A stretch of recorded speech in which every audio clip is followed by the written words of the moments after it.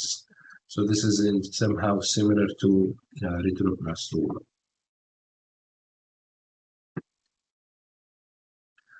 Now, a lot of similarity between TP53 and retinoblastoma or RP genes. Now, in terms of the function, also there are certain mechanisms that allow the activation or deactivation of P53. Usually, P53 is bound to a protein called MDM2. Again, it is mostly suppressed because why? We need the cell to grow, we need the tissue to expand, we need the organ, the whole body to grow. This is the default. We are in growing mechanism. So the brakes need to be whole, need to be stabilized. Brakes are not working. So they are destabilized. Destabilized meaning they are bound with certain protein, allowing them not to function. So P53 is not functioning. Now, when there is a damage, when the cell sense there is a DNA damage, then the MDM2, which is the negative regulator of P53, is phosphorylated, again with kinases.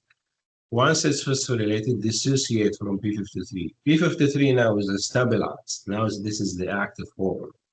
So it will go to the genome and start phosphorylated and start gene transcription of functions in the cell like cell cycle arrest, senescence, apoptosis.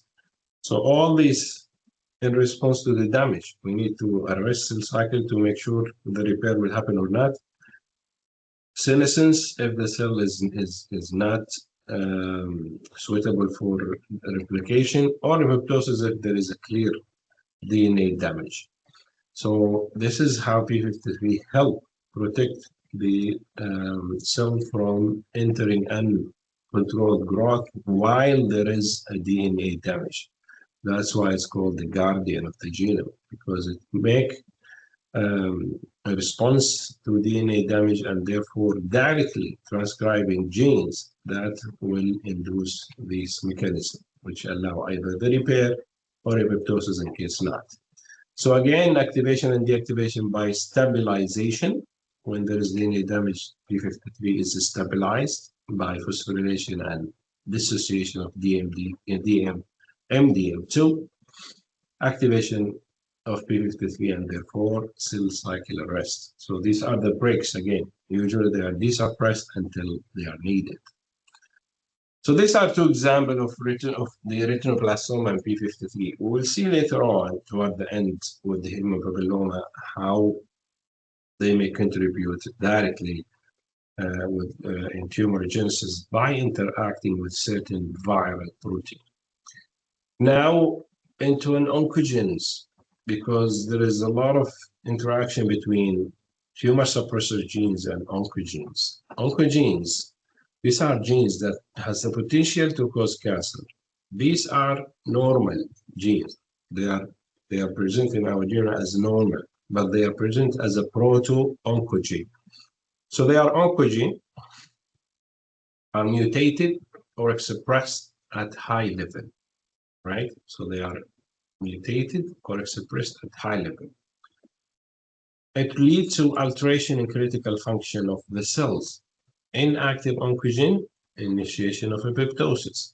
But if we have an active oncogenes, that can induce survival, proliferation of apoptosis destined cells. So in a way, it works in opposite to what P53 is doing. That's why I said there's interaction between tumor suppressor genes and oncogenes. So P53 detected, let's say, detected DNA damage and decided that these cells would need to go for apoptosis. If there are certain oncogenes, if they are active oncogene, they can inhibit this destination and allowing or keeping the cell to survive and proliferate, despite the presence of DNA damage. Here is the battle between the oncogene and the tumor suppressor genes. Depend, of course, on how many mutations you have on both sides and so on. Most oncogenes start as proto.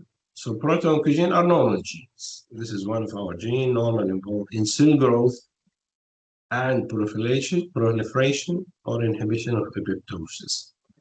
So it's either induce cell growth and proliferation or inhibit apoptosis. Those are the proto-oncogenes. They are normal. Only when they are mutated, they become atropine.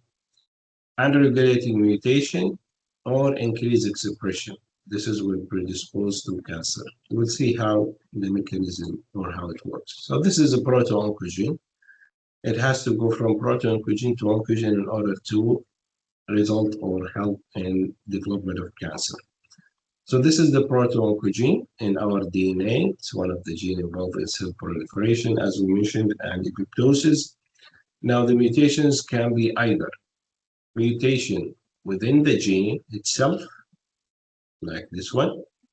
It will result in hyperactive protein in normal amount, the same amount that's produced, but its activity is enhanced. So hyperactive protein in normal amount. This is what we call gain of function mutation. لو تفتكروا في loss of function mutations زي اللي بتحصل في الريتينوبلاستوما مثلا, it reduce its function to maintain adhesion, cell adhesion, for example, or checking for DNA damage, repair mechanism, and so on. Differentiation of cells, cell cycle reentry. Now, these are loss of function, but here we have gain of function. We have increased activity of certain genes. So this is called gain of function in retinoblastoma in oncogene. Gain of function oncogene allow them to function as oncogene and therefore derive oncogenesis. Now, this is one way that we get a hyperactive oncogene. It can be the same gene but multiple copies. Normal protein, the activity is normal but in excess.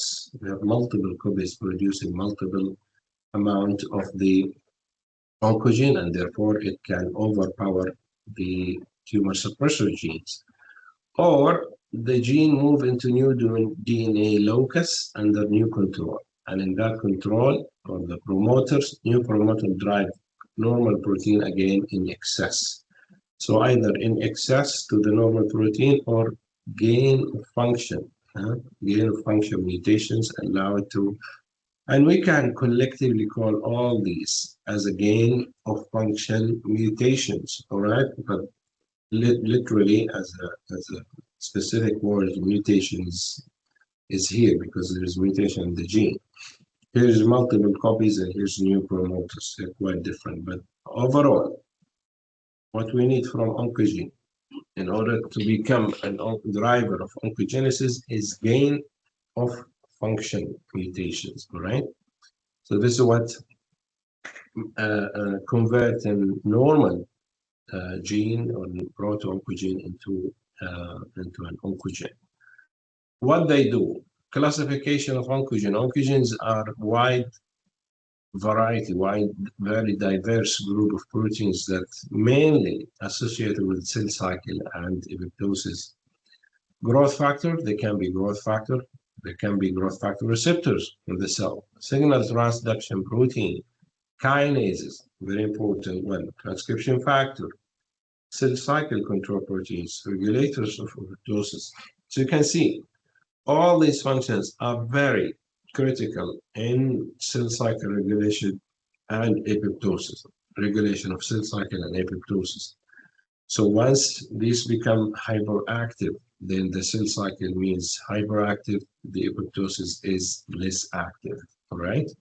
So it will allow the cell to proliferate, it will inhibit apoptosis. So kind of a double hit from both sides. Now, so there is a battle now between the proto-oncogene and tumor suppressor. So here's kind of the hypothesis. Mutation in proto-oncogenes, convert them into an oncogene, plus mutation in tumor suppressor genes will lead to uncontrollable and unchecked cell growth, therefore leading eventually into oncogenesis. As we mentioned, mutation, when we talked about retinoblastoma, mutation in this and along with other mutations, mainly we're talking about these oncogenes. So it has to be both in the driver and in the brakes in order to allow the process of oncogenesis to proceed. Now, the question is, who is the important? Is it the brakes or the gas pedals? Because you can think about oncogene as the gas pedal.